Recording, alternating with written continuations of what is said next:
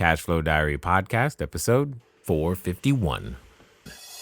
Welcome to yet another exciting episode of the Cashflow Diary podcast, the podcast that teaches you insider tips, tactics, and strategies for creating leverage streams of cash flow into your life. Learn from top-performing entrepreneurs, business owners, investors, and thought leaders from across the globe as they share their secrets to success.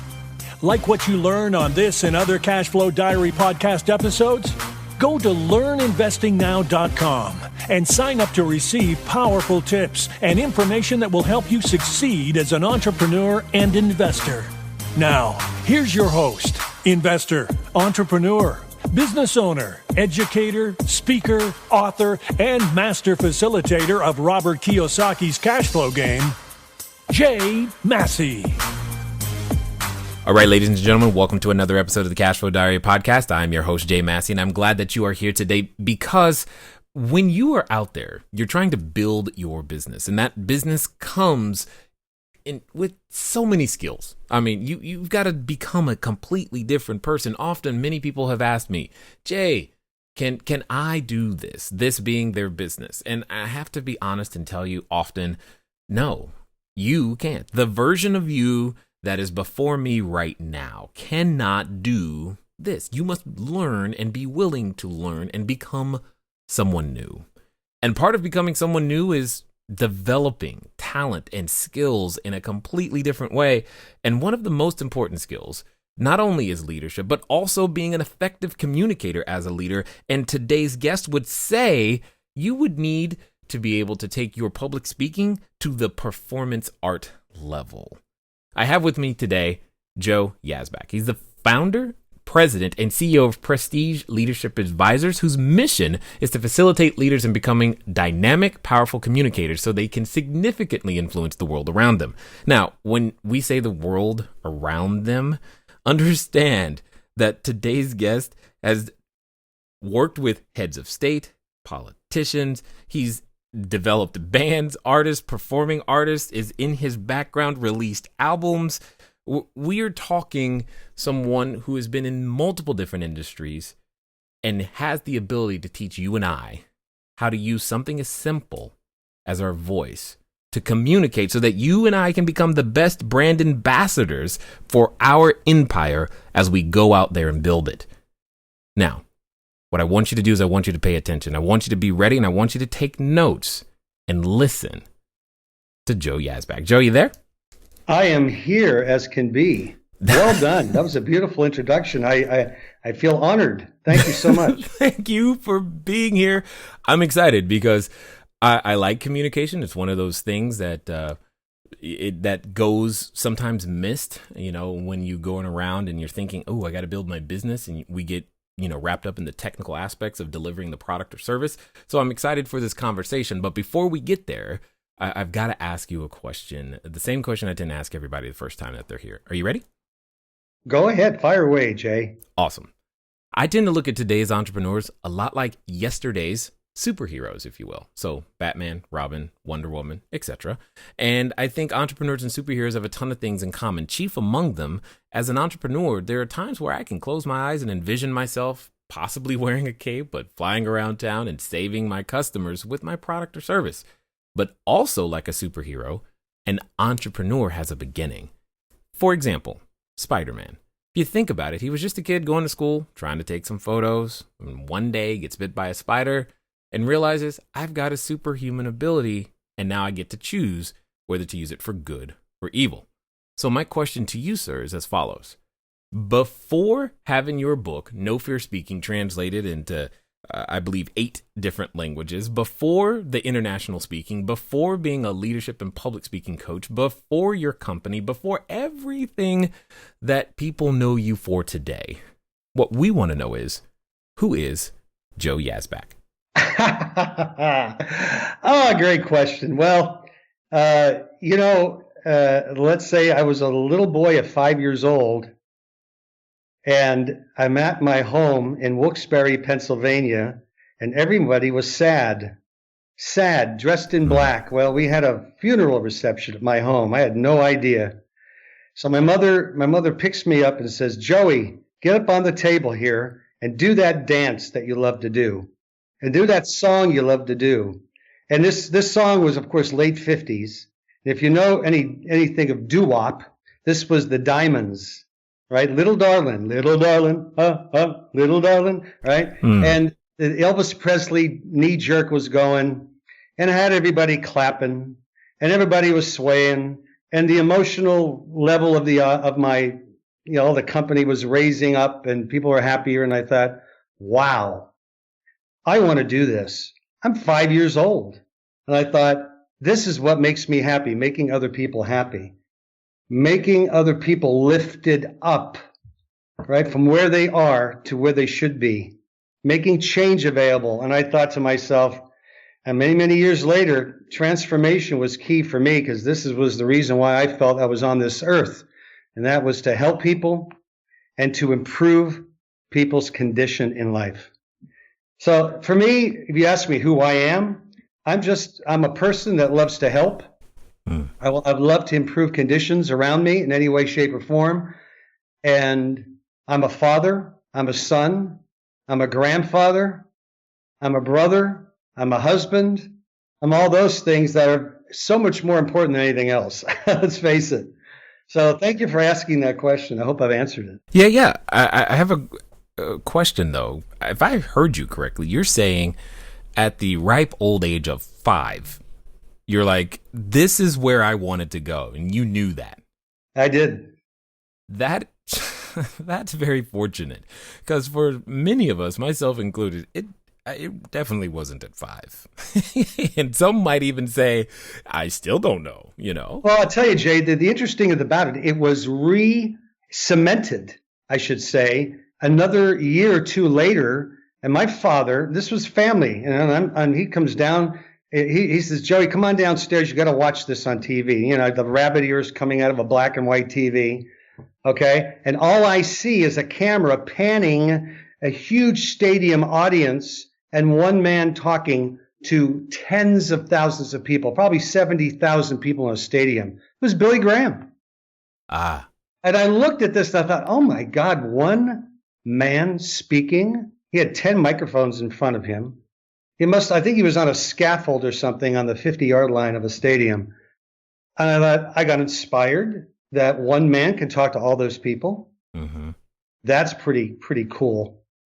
That inspired me. I think everybody has in them moments of inspiration in their life they can draw from. Sometimes they skip over them, but they should draw from them.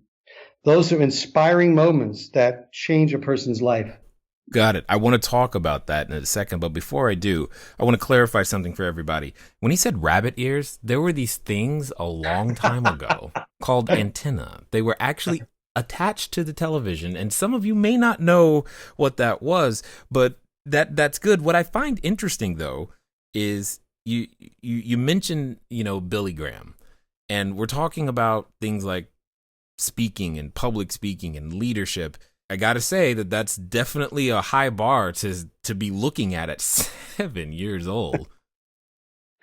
Yeah, it was. And I actually drew from it. I remember a time, and I wrote this in my book, that what prompted me to maintain it, because I slipped as years later. And when I'm talking about 12, 15, sure. You had bullying going on, long before bullying became something that people talked about. Mm-hmm. And what I decided to do is I decided to get loud and speak up. And people left me alone because I expressed so extrovertedly, so expressively. I decided, and I upped the volume on it. People kind of like, whoa, and it stopped. And I thought to myself, communication is the key. When you communicate, people look at you differently. When you speak with authority and you speak with confidence and a naturalness and an effortlessness with certainty, people listen and they look up to you. The most important thing, of course, is make sure you tell them the truth. Mm-hmm. You see? So that was a lesson then. But you just said a mouthful, and because I've heard it said, it's been said many times, that one of the greatest fears people have, even greater than death itself, is the idea of speaking in public. And you just said, not only do you have to do that, but you got to do it with authority, with confidence, with effortlessness. Come on. How is that to happen? I mean, because many of us we're not born speakers, or are we? No, well, we're not. And this is a talent that can be developed. I've taken many business owners, many different industries, entrepreneurs, top people, in fact, of many top companies, and helped them. Again, this is a show about entrepreneurship. This is a business-related show. So, anyone owning a business, the responsibility is to be able to communicate. It's their responsibility and duty to connect to the public they're intending to attract and help and serve. Yeah, but at the same time, I'm going to play devil's advocate for the person Sure. listening. Because I know someone is saying, if they could right now, they would say, but I don't have the personality for it.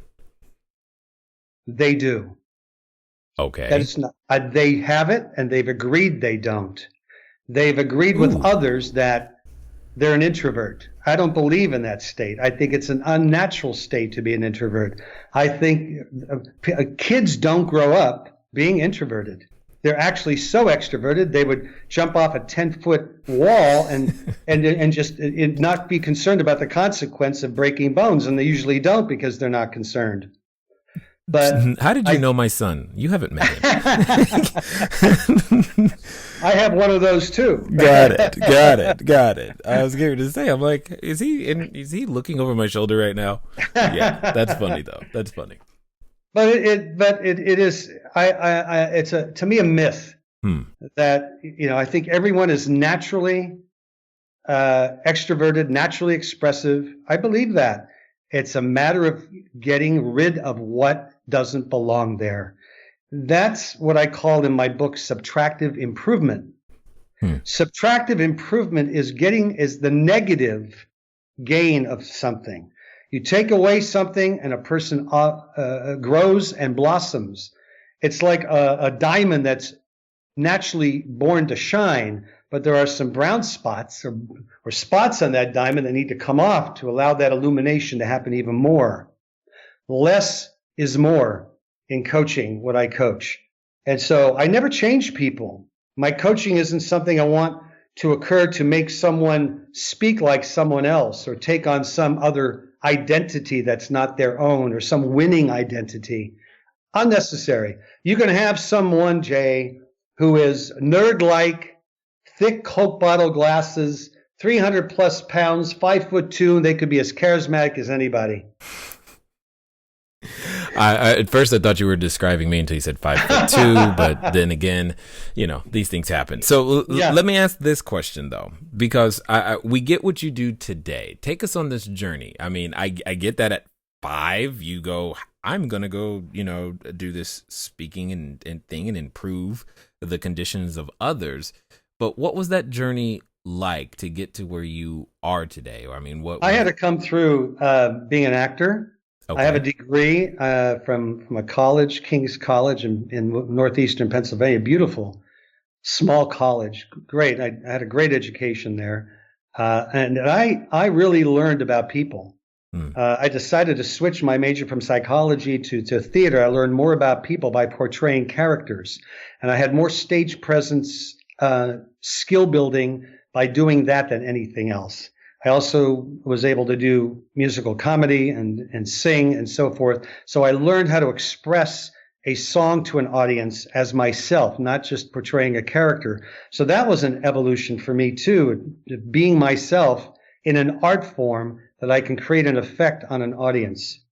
When I left for California at the age of 21, I was delivering lectures to help people with communication skills. These were curriculums to help people in marriages and to communicate better. I started focusing on communication as really a theme for me. And I spent a number of years in California doing just that.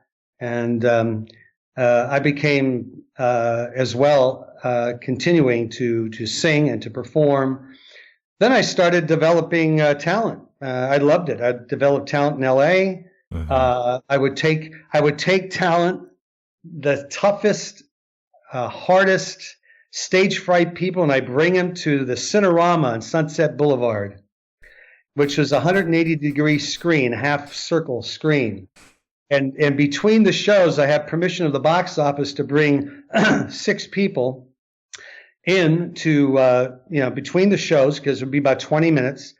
And I'd stand them up in the aisles, back facing the screen while they were facing the audience coming in, and they were to say nothing and do nothing, just look at the audience. What? And yes, and just experience people in a seat in front of you looking at them and saying nothing. And I swear to God, you literally see beads of sweat dripping from their fingertips, Right. twitches in their eyes, they'd be Right. swaying. And after the first 5 minutes, it would noticeably reduce. The next 5 minutes, more noticeable reduction until about 15, 20 minutes. They were aware there were people in front of them and they were calmer. But this is how you train somebody to experience an audience, is by being there looking at them. And I say to my attendees at my conventions, I say, look, this is the biggest, simplest way to think about public speaking. You're standing up there and you are looking at people looking at you. That's it. You're looking at people looking at you. Yeah. Keep looking at people looking at you until you get comfortable. I'm hearing what you're saying and I'm envisioning this in my head, but I have a question, because I think technology is kind of changing a lot of that for you in the sense of when I start thinking about places like a YouTube or a Facebook live streaming or all of these technologies that are coming to the table. A lot of the times I don't actually see the audience today. That's unfortunate. That's true. I try to convince and reassure my clients to do just that. Online video conferencing is key. I just recently delivered a video webinar live from Mexico City to a huge group of people in Prague, Czech Republic. And I'm in Mexico City at my publisher's office at 7:00 in the morning, delivering, because it's a 7-hour time difference, delivering my event, and I'm watching them and they're watching me. That's funny. And I think it's important to always try to have that opportunity. But what has happened the last 3 or 4 years is I've really put a lot of on-camera work in my training now, to get a speaker to be so comfortable in front of a camera to deliver a 1 to 2 minute promotional video or a Facebook Live, that they're able to just be relaxed like you and I are, having this normal, quote unquote, normal conversation. Right. And to be able to do that in a way where you're moving an audience to your call to action. So you're moving your audience and I list this in my book, from the pain of the problem to the consequence if you should do nothing about it, to the benefits if you should do something about it, to what your solution is that would help them. All in a minute to 2 minutes. So now that's workable. Well, but I have a question, because you've been on both sides in major ways now. Which is more challenging, an audience or staring at a camera? Hey guys, thanks for listening as always, and I'm glad that you continue to support with each and every download and subscription and share. One of the things that I want to ask you, though, is where are you listening to me from right now? I know some of you, maybe you're on a treadmill, maybe you're washing dishes, maybe you're walking that dog, and some of you are actually in a vehicle driving right now. One of the fun things that you can do to get some of your time back is begin to living a car-free existence. But even then, it can be a little complicated. So one of the things that I want you to do is I want you to go over to Zipcar. Go to joinzipcar.com/cashflow diary. It's a way that I am able to still go get a car just for a few hours, very, very simply, so that if I have a lot of errands to run and sheets to drop off and running to the short-term rentals, or if I just want to go for a long trip up to LA and back, etc., I can rent a car for a very, very short period of time. And the cool part is I don't even have to pay for any gas. Again, go to joinzipcar.com/cashflow diary. Yeah, well, if there are people that have challenges with both or one or the other. Really? And yes, they are. And I think if you can have, I think a large audience, you have more to deal with, more possible consequence in a live audience, particularly with, the audiovisual or the power death. I call it death by PowerPoint. Can we just cut out that part, please? Yeah, Yeah. exactly. You have to connect to an audience. I make sure that my speakers can create an interaction with the audience. Mm-hmm. You want your audience in action. You want them moving. You want them involved. And there's lots of ways to do that. And I think that's the key to it. On camera, you have to really envision sort of the illusion of an audience there and create a person who is your prospect or your prospective client. And you're talking to that person. I did this when I was training people in recording studio environments where you have to get them to unleash a song and they've got headphones on and wires connected to them and they've got somebody speaking in their ear and they're supposed to feel this intimacy with the song. Well, they've got to be able to put the person up in front of them who the song is intended for, so the emotion unleashes and moves with the lyrics of the song. Mm-hmm. You see what I mean? Yeah. No. I'm listening to this and I'm just thinking, there's probably a person going, why does any of this matter? Because when you start talking about emotion and moving people, etc., they're like, I don't want to be a singer. I don't want to be an actor. I just want to sell my widget.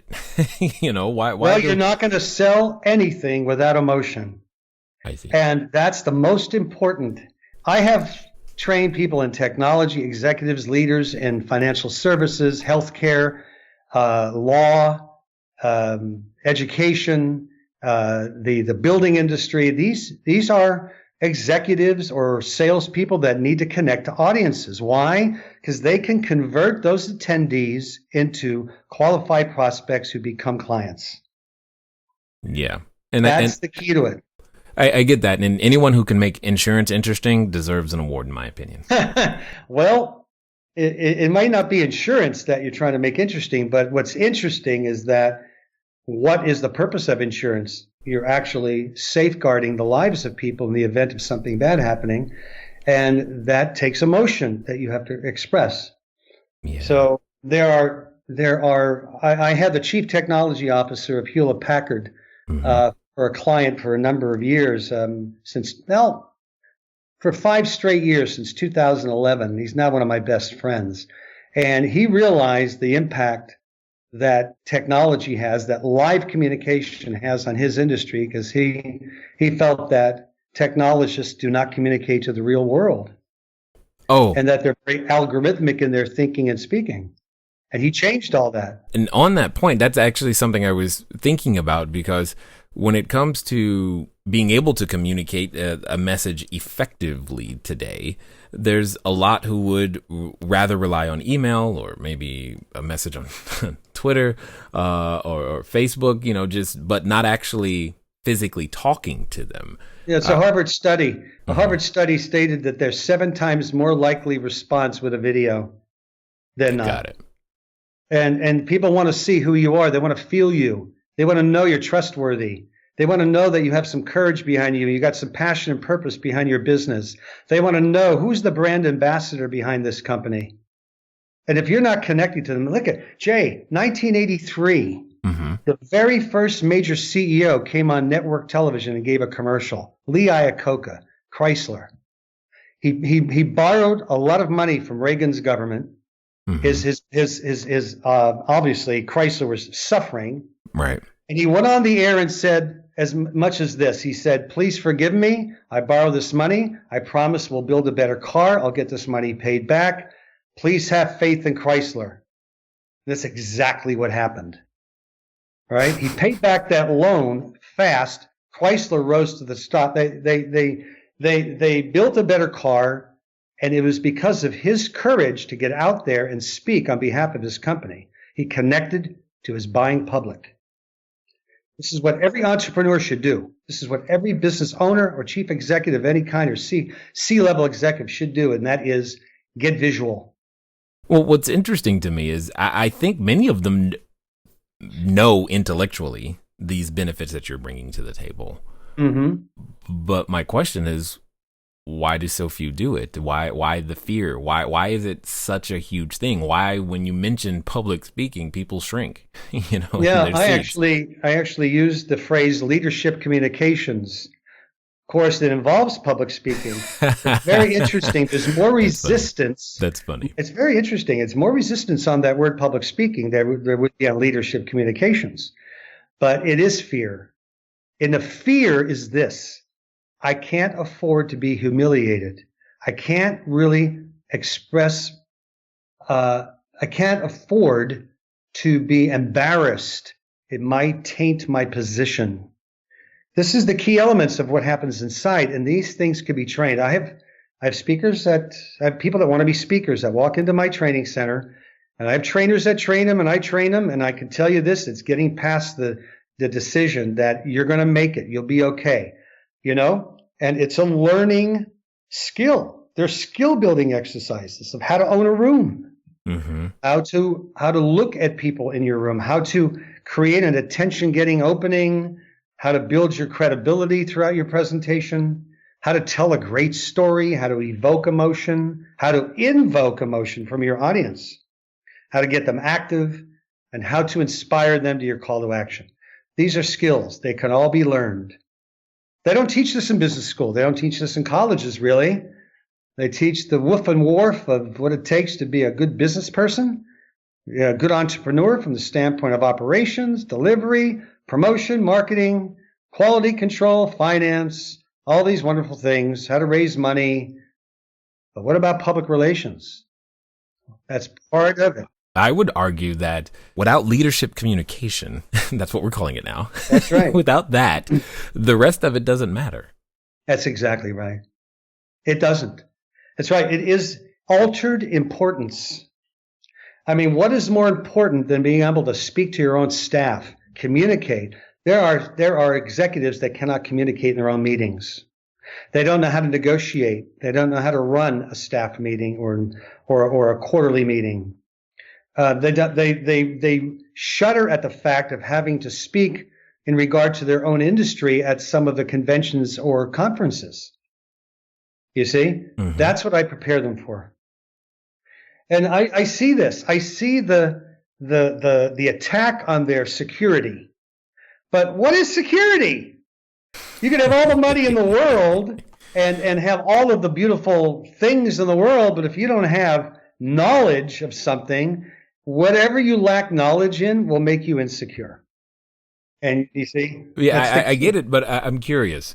I don't know if you've been asked this before, but I'm kind of just curious. Like, you're really talking about a transformative process. This is not like I come to you for an hour and then I leave and I'm cured of my concerns. No. So what does that typically take to get to transform this person? Kind of like I was saying at the beginning, is the person that's in front of you isn't the same person that's going to be on stage later, or shouldn't be. And I'm just curious from a time aspect, what does that typically look like? I have programs. I have 6-month programs to year programs. I have clients that continue with me past a year or 2-year programs. There's evolutions. There's advanced public relations, branding. I help my clients become authors because I want them to become respected, recognized authorities in their industry. This is my product. I see. And so I help them with the development process of their book. Now they're able to speak on behalf of their book. They get onto bigger platform stages because they're now best-selling authors. Now they're really doing something on behalf of their industry. Yeah. You see? But it's a program, or I may do, and I love this idea because I've done 2-day workshops that are very intense. I've done 3 to 5 day boot camps that are very intense. Okay? And change happens fast. And it's not one of those conferences or events where they leave and, oh, that was all nice and motivational and I feel better. And then the next day they've forgotten, they have no tools to work with. It's just the opposite. So, right? They have, my here's what I'm thinking about right now. yeah, I'm willing to put money that there's a number of entrepreneurs who I would, if I dare say, have discounted what we're talking about right now to the point of course. to where they haven't even thought about it. And the only reason it's coming up now is because maybe someone asked them to come speak and they're like, I know I shouldn't turn this down. That's actually true. That's actually very true. Yeah. Yeah, they don't have a purpose, and then they have a purpose. I had a PricewaterhouseCooper top executive come to me, and she said to me, I am now needing to have public speaking as part of my basic job description. It's part of her promotion, where she didn't before, and now her career depends on it, and she's killing it. These are the people will not step up unless they're put in a position where they need to have those skills.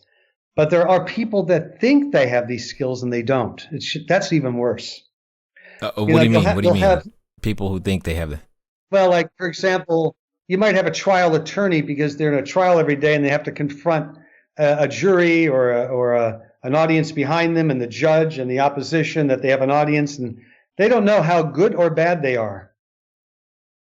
So what I do is I always offer a complimentary audition when somebody comes to see me, and I put them through this, what I call the speaker's gauntlet. That does not sound good. Okay. Right? But it's so good. It is so good. And no, it doesn't sound good, but it's an audition, and it's revealing, and they love it. They get more tips. They learn from it. They know their strengths, and they know their challenges. You see? Got it. Interesting. That's the key thing about it. It's a diagnostic, really, is what it is. And so there are really great people that should be speaking. And there are people that are, quite honestly, and I've had to turn down some of these people that are dishonorable, that have incredible potential speaking skills that I hope don't influence a lot of people because their intent is dishonorable. You see, they're just out to make money at other people's expense, and those are not the kind of people I want to coach. So when it comes down to it, when in an entrepreneur's career should this be something that they start thinking about? There should not be a time that it's not. There should be a time always. When is it that someone goes, I need to communicate better.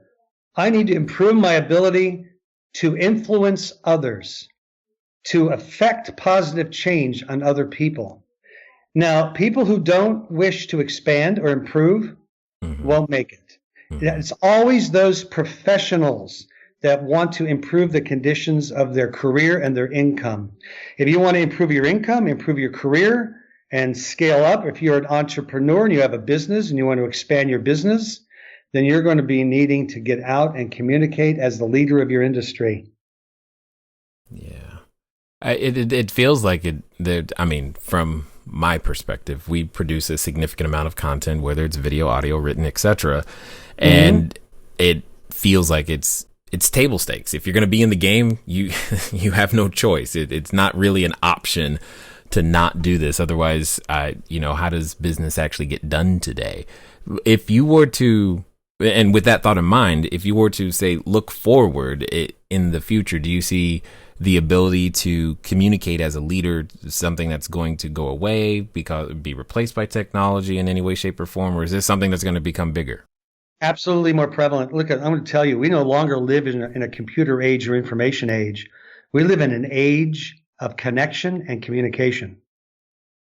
That's the age we live in. The world. How so? What do you mean? Smaller. What do you mean? Well, social media. People are connecting. Wars are being halted because of social media. We have got to be visual. There's a camera everywhere. Get on it. I encourage my clients to put a camera on their dashboard so they're looking out at the road. I don't want them endangered. And if they feel like they have to push that button, go Facebook Live and go, hey, everybody, I just had a thought today and I wanted to share it with you because it's an inspiring thought.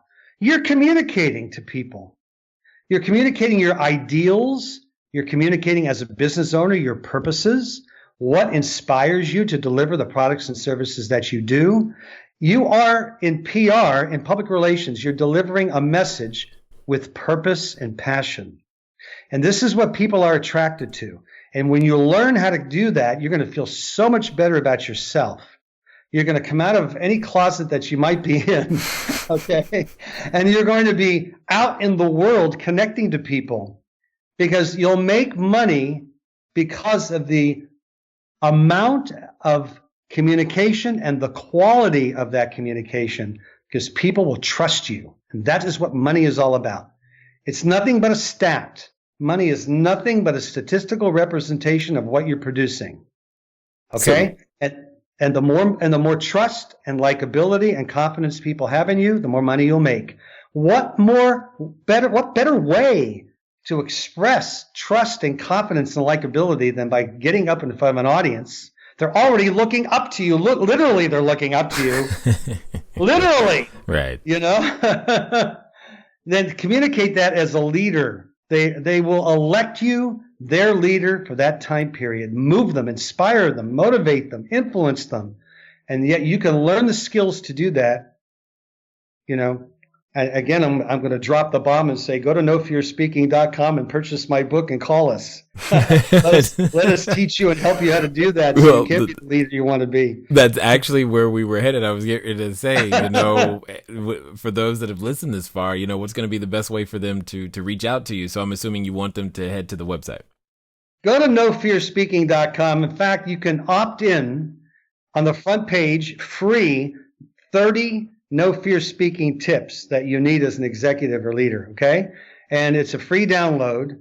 And there's 8 languages of books, no matter what you speak language. There's, I don't want to go through there's Russian, German, Chinese, Spanish, Hungarian, Slovakian, and Czech. Okay, those 8 languages, and English as well. So you also have a free 30 No Fear Speaking tips to access there. There's an online video course. It's 28 videos, and it's a course I developed. It's all me speaking directly into the camera, unscripted. I think it's great. It's a superb video course. And or just call. Love to have a chat. In fact, I'd like to offer something right now and say, you know, give me a call. Go to the website and call us. Ask for me, and I'll give you a complimentary consultation over the phone or over Skype. I'd love to talk to people. You bet. Nice. I love that a lot. So I've got a question for you, because I'm kind of curious to hear what your answer is going to be. I mean, okay. We have a number of entrepreneurs here at various levels that are listening. And what tends to happen is that we can get to a decision point when we're hearing, you know, other people's stories, how they got there and what they do. And it gets exciting. It's exciting to the point to where some might even say, you know what, that's it. I'm doing it. I'm crossing that line. I'm going to become the entrepreneur. I'm going to that next level. I'm tired of 6 figures. I'm ready for 7. I'm tired of 7. I'm ready for 8. And if speaking's going to do it for me, then doggone it, that's what I'm going to do. They're at that decision point. Mm-hmm. Now, you know, like I know, that oftentimes when we reach these decision points, we're often accompanied by a companion. That companion typically comes in the form of a voice that reminds us of what we can't do, why we can't do it, and who we're not, and why on earth would anyone listen to you? And for some people, they're even related to that voice. So my question is as follows. Let's pretend that this time they're actually going to follow through. They're going to do it, and they're going to do so in the next 24 to 48 hours. What would you suggest that they do? What would I suggest that they do to take that next step? Yep. Well, they've got to make a decision within themselves that they're good enough and they deserve it. And no risk equals no reward. And that's where you got to get off the fence. The worst place to be in life is in a maybe. And with maybe, you're frozen in indecision. You're afraid not to, and you're afraid to. Get off the fence. You have nothing to lose. Make the decision. And I say, I'd love to have that first chat, because it's a lot easier than you think to make it through the cycle and the process. A lot easier. And once you're through it, you're a different human being. You're more of who you are. All the qualities that you are, there's more of them present. And now you have the courage and the ability to face any audience of any size for any purpose, you know, and really make truly an inspiring difference in the world around you. That's amazing. I definitely want to say that I appreciate the impact you're having, because you're one of those guys who's we may not hear about all the time, but we may know the people that you've worked with, and they may be the ones out there influencing, but you're helping them become better and empowering leaders to go out there to empower others, which is, I think it's amazing, because you can have such a profound impact from just one standpoint. And I just want to say thanks for taking the time to influence us and to share your knowledge, your insight, as well as your wisdom here with the Cashflow Diary, sir. Well, thank you, Jay, and thank you for giving me that opportunity to make that influence happen here on this show. I really appreciate what you do a lot. Thank you. All right, ladies and gentlemen, you know what time it is. It's time for you to move at the speed of instruction. What does that mean today? It means, well, nofearspeaking.com. You heard the man say it multiple times. Get your 30 free tips. Why? Because you know there's probably 3,000 more that you need. So just get the first 30 and get it started. But what I want to remind you, because there's something that he said that I think was amazing. You're good enough, you deserve it, and the worst place to be is a maybe. So what does that mean? Move at the speed of instruction. Ladies and gentlemen, it's been fun talking to you today. I look forward to talking to you soon. Until next time.